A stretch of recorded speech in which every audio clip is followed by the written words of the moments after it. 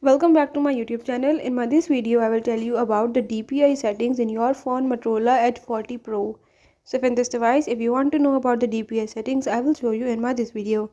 Before I start, if you are new to my channel and watching the video for the first time, don't forget to subscribe and press the bell icon. Now let's watch complete video and learn about the DPI settings in your phone.